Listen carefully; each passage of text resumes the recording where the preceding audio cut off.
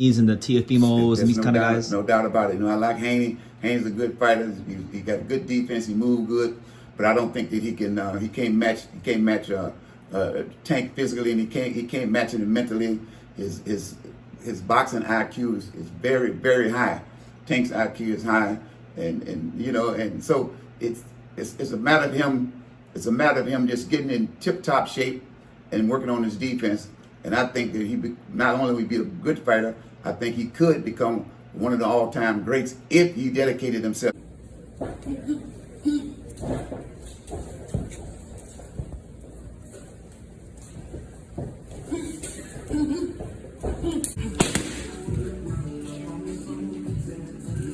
Come closer, come closer. I gotta talk to the people. Tank, tell the world where you rank yourself in pound for pound. I'm number 1. Okay, once again, I want the people to know this. Where do you rank yourself in the sport of boxing right now? Number 1. Hey, he let his hands do the talking, and on the outside, I'm gonna do the talking. Money, man, all motherfucking day. Follow the Uno, and I'm out. What do you feel like is the most misunderstood thing about Gervonta Davis as a person? As a person? Yeah. I'm a fun person. I ain't just somebody that's mad all the time. Yeah. I'm just an angry person. I ain't an angry person. I have fun. Sometimes you might catch me like mad, but for the most part, Yeah. But for the most part, I'm a fun person to be around. Absolutely. James Turner for the untouchable True School Sports. Let's go, baby. Bow! Be careful what you wish for because it can become a reality. All right, so this is a very, very important video here on True School Sports because there's a lot of opinions and toxicity going on in the YouTube box community amongst boxing fans. I feel like, and just being honest with you guys, when it comes to Gervonta Davis, he's a polarizing figure. He's a polarizing name in the sport of boxing. People either love him or hate him, right? And I feel like it's become a very popular thing to just disparage Gervonta Davis' skills, and that's people are doing because the hardcore boxing community puts Terence Crawford in such high regard, and the majority of people in the hardcore boxing community are in love with Turkey Al Sheikh. Tank Davis making disparaging remarks in any regard is not going to be looked upon too kindly to most of the hardcore box community, right? And so in this video, the main idea of it is simply this, because I always hear the word fraud. The word fraud is always thrown out there when it comes to the subject of Gervonta Davis. So the topic of this video is, you know, is Gervonta Davis really a fraud, or is it just popular to hate Gervonta Davis? Because I think when it comes to him and his career, I think it's the latter. I sure as hell don't think Gervonta Davis is a fraud.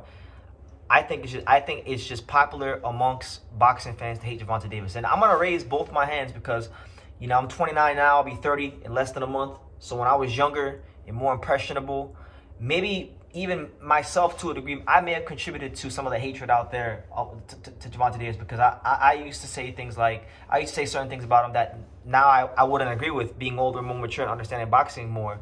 And you know, to be fair, there are some things I said when I was younger that I still do agree with. I still think that there was a concerted effort from Mayweather Promotions to keep him away from Lomachenko when he was a world champion, when he was young. And that's their prerogative. It's turned out well. He's a big star now. With that being said, and with that firmly being established on True School Sports, let's get into it, because I was listening to, and by the way, shout out to this guy, because I don't personally know this guy from nowhere. I have no reason to even shout him out. I'm only shouting him out off the strength of how good his videos were, how, you know, sharp his talking points were, and how much I enjoyed, and how sobering the truth was hearing it on his channel. So I want to give a shout out to a content creator, a boxing channel by the name of Dean by Any Means. Go check out his channel. I'll leave a card for you here or here, and go see what he's saying over there. He's got good content.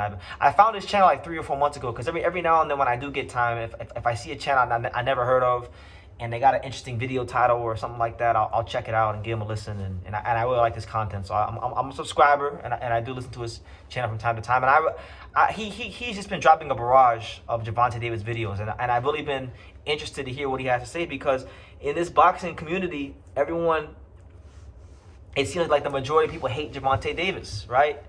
And it's nice to hear somebody on the other side give his thoughts, right? So he said a lot of things, and I agree with a lot of it. And what I've come to realize myself when I talk positive about Gervonta Davis is I notice that people, when I speak positive about him, they get real hostile. They get like they're always quick to downplay what his actual skills are. Now, it's okay, I think, to question and call him to question his opponent selection, because I've done it at times. I've said Gervonta Davis needs to fight certain people, and I don't like how they're moving them. I've been very, very forthcoming about that. But I'm not gonna sit here and dismiss what my eyes can clearly see. Gervonta Davis is an A+ fighter.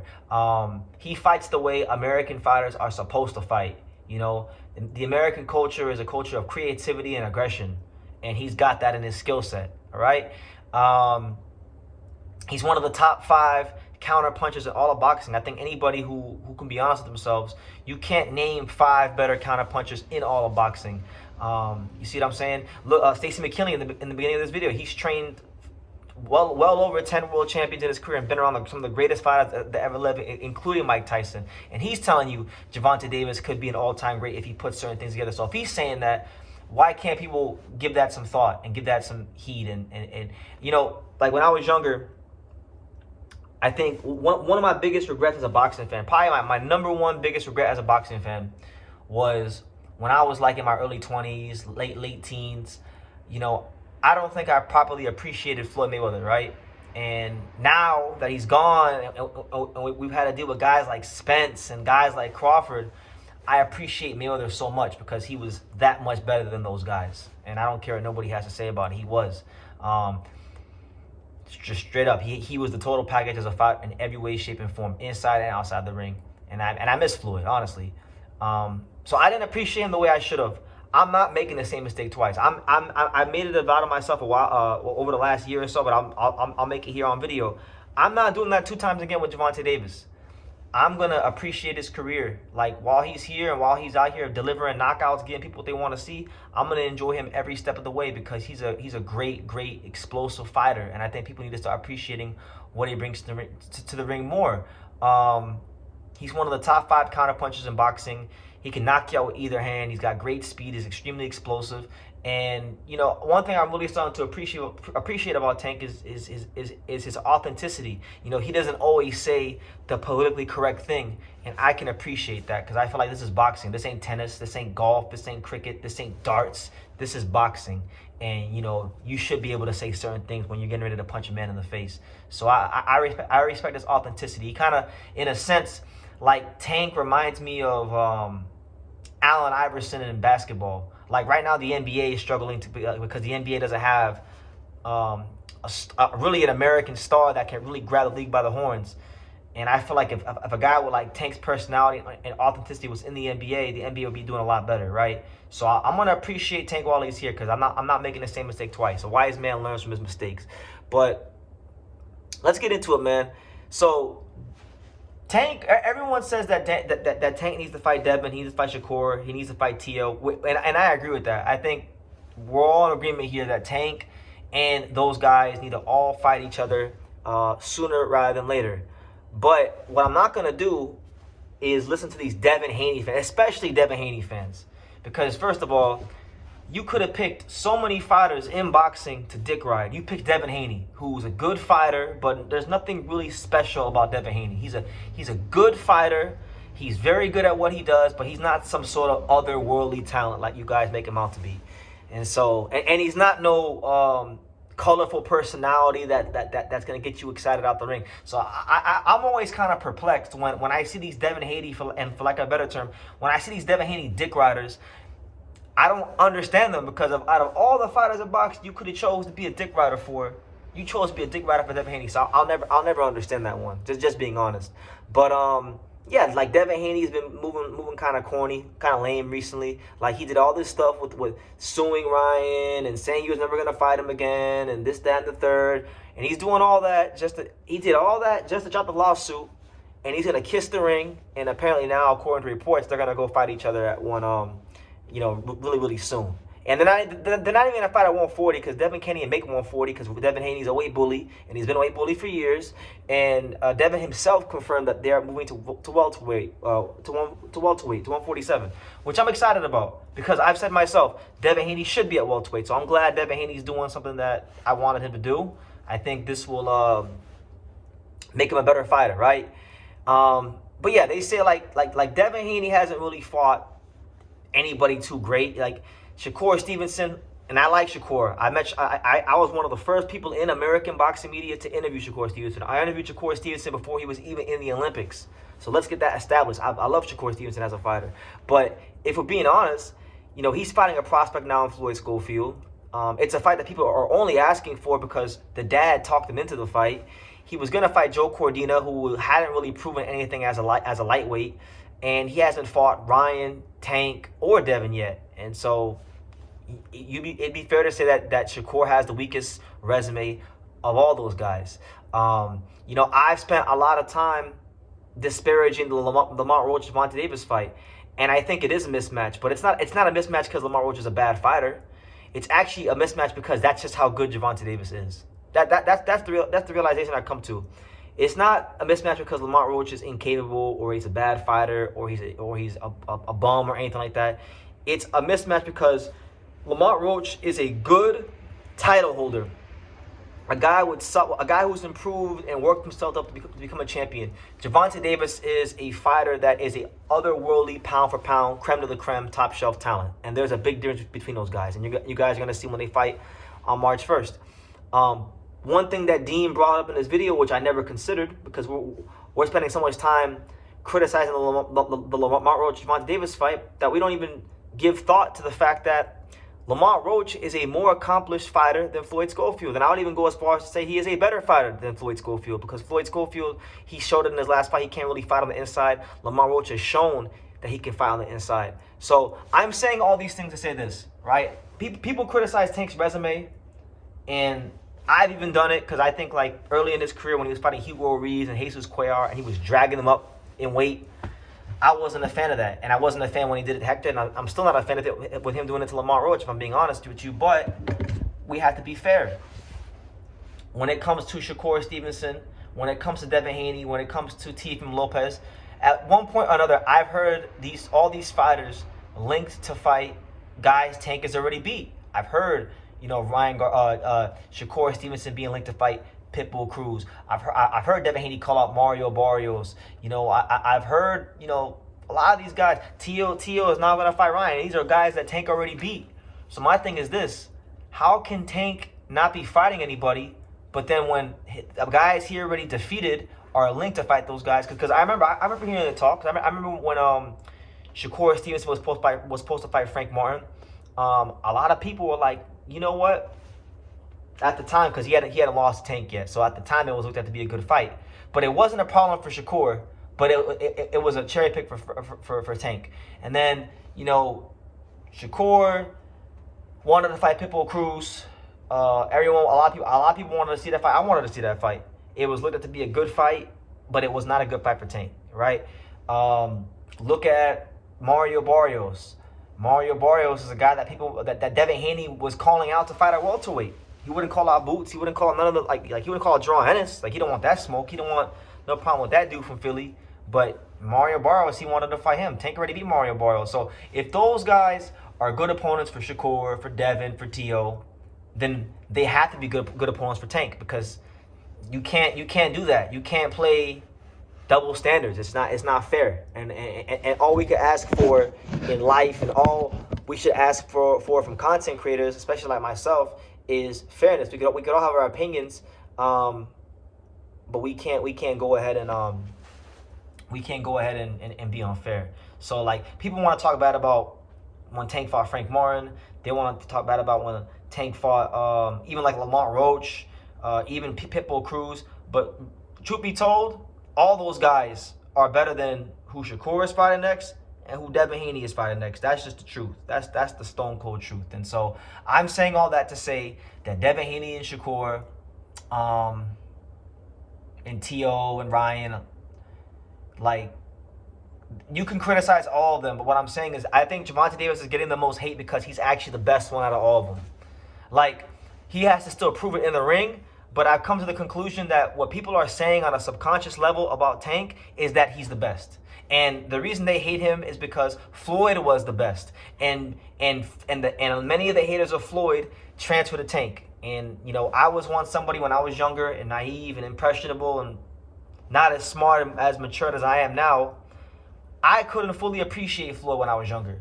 I appreciate him now, and I have regrets for not appreciating him when it was in the moment.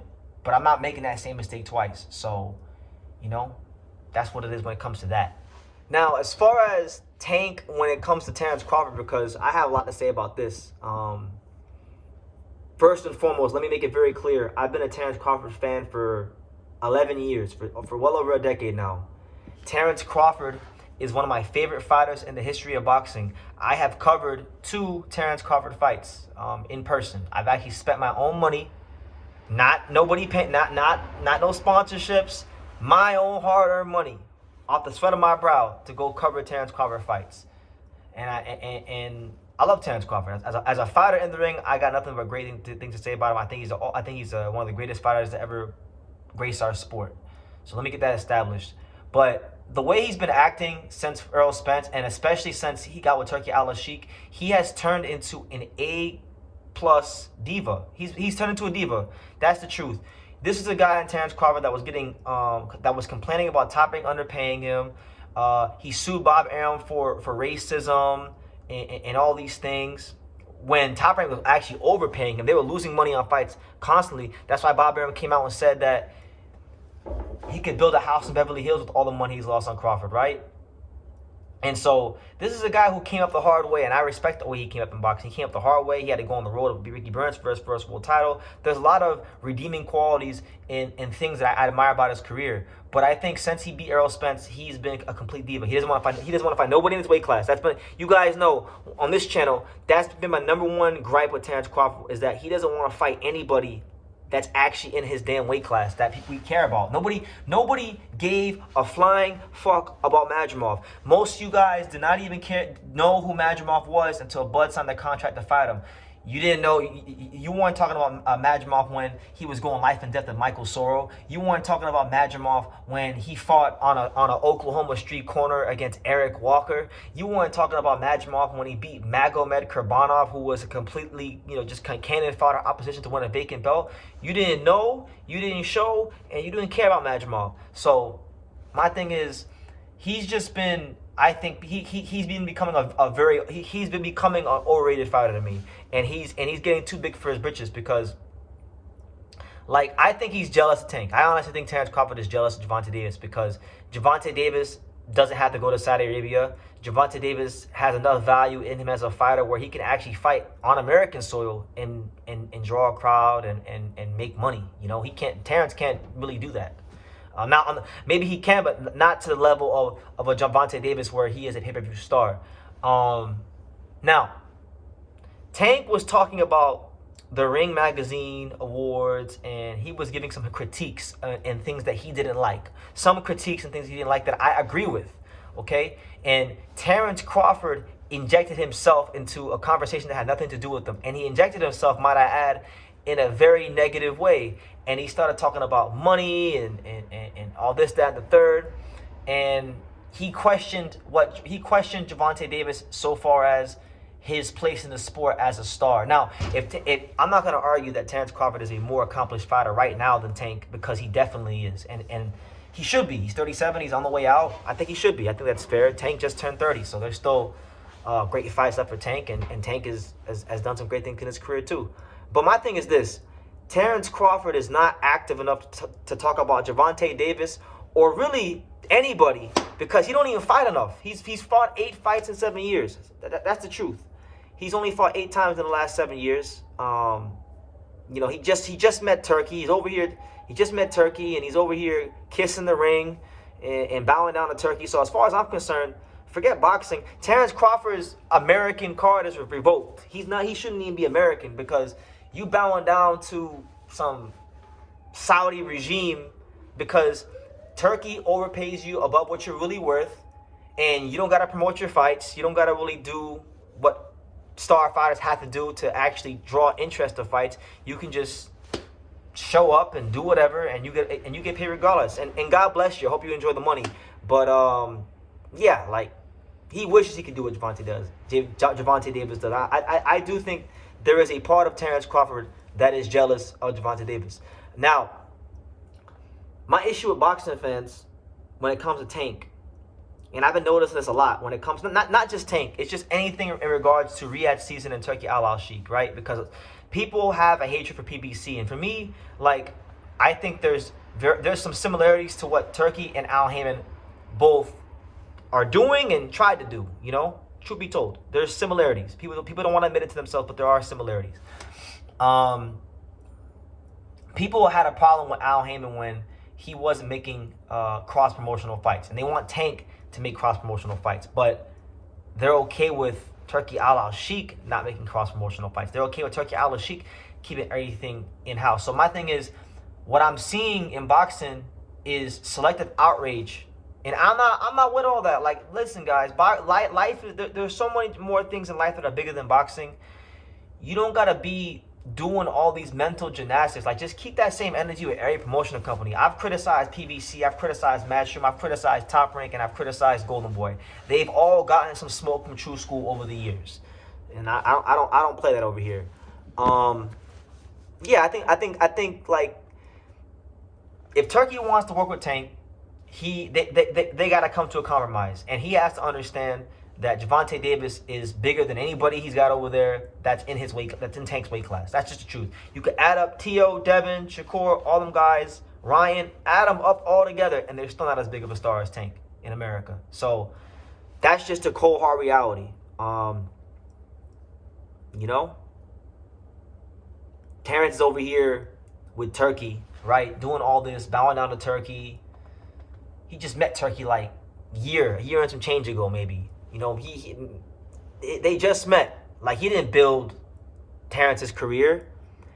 Where was Turki when Terence Crawford was locked into a shitty contract with Chris Middendorf? Where was he at then? Where was he at during the Top Rank years? Like, you just met Turki. And Turki has not done for your career what Al Haymon has done for Tank's. And so I remember, like, Terence, because I'm a big Terence fan, so I watch all his interviews from years, for all these years, and I know he used to always talk great about Tank, but now he don't want to talk great about Tank. So it's funny how that works. Terence begged Turki to make this Canelo fight. It looks like he's gonna get it, so best of luck to him. Hope he enjoys the money. He earned the payday. He's had a great career.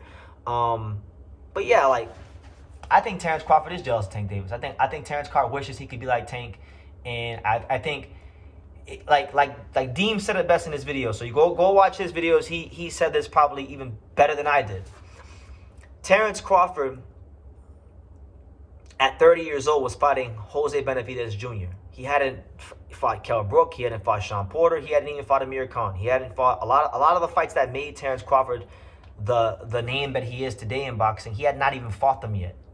And truth be told, like Deem also said in his videos, a lot of YouTube channels and a lot of people, especially a lot of people on YouTube, a lot of YouTube channels that like to dick ride Terence Crawford these days, they weren't even around back then. When Terence Crawford was fighting in Top Rank and pre-Spence Crawford, pre-Spence build-up Crawford, 140 Crawford. Like, there's not many people that are here on YouTube that were actually covering Terence Crawford when he was a 140-pounder. They weren't here when he fought Hank Lundy. I was in New York. I interviewed Terence Crawford when he fought Hank Lundy, so we're not the same. But, yeah. That's all I wanted to say, man. I just want to get my thoughts out there on Tank because as the years have went on, I began to really like Tank more. Boxing fans and their stupidity and their selective outrage is making me more of a Tank fan. Tank Davis, I don't care what you guys say about his competition. Unlike Shakur Stevenson, unlike Devin, unlike Teofimo Lopez, out of all of them for sure, especially him, Tank never has fought down to his level of competition. Never. Not once in his entire career. And he's had opponents that were, you know, of the same caliber, of the same ilk, of the same cloth, so to speak, as, you know, Steve Claggett and Artem Haratunian and whomever the hell Devin's gonna fight next, and those kind of guys. And Tank Davis don't have those kind of performances. He knocks these guys spark out. And boxing is a results-based business. And when you look at the results, Gervonta Davis 27-0, 25 knockouts, one of the most electric fighters in boxing, one of the best counterpunchers in the sport. And people hate him because he says what he speaks his mind. People hate him because he has the Floyd Association. And you know what? I'm starting to really give some thought to the fact that people may just hate on Gervonta Davis because out of all those guys, as talented as Devin Haney is, and T.O. and Shakur and Ryan Garcia, as awesome as all those guys are in that boxing ring, he's the best. Tank is the best. He's the best one. And it's not even me, it's not even me saying this. You guys are saying it on a subconscious level when you say that Frank Martin's a good fight for Shakur, Barrios is good for Devin, Pitbull Cruz is good for Shakur. You know, Ryan Garcia is good for T.O. But for Tank, they're not good. And I understand, and last thing about Tank and his opponent selection. Ryan was weight drained. I've acknowledged that plenty of times. I've talked about the weight clauses. I do think if Ryan could rehydrate, it might be a different fight just because of how big and strong he is. But let's not play stupid here. Nobody took a gun and held it to Ryan's head and said, hey, Ryan, go ahead and fight Tank or else. No. What happened was Ryan Garcia was hungry for fame, hungry for clout, hungry to be on the big stage. And he didn't want to take the necessary steps to properly walk on the big stage.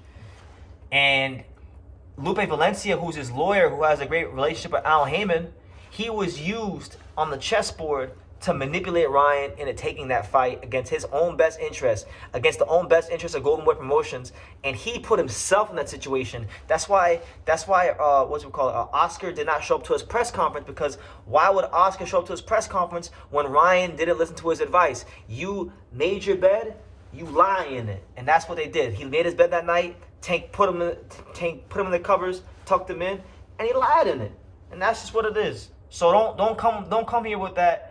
There was weight clauses on Ryan. Well, guess what? Ryan Garcia has a team. Ryan Garcia has people that were trying to look out for his best interests, and Ryan did not want to listen to them. Ryan didn't even want to take a tune-up fight going into the fight. So Ryan made his bed. He should lie on it. In life, you don't get what you're worth.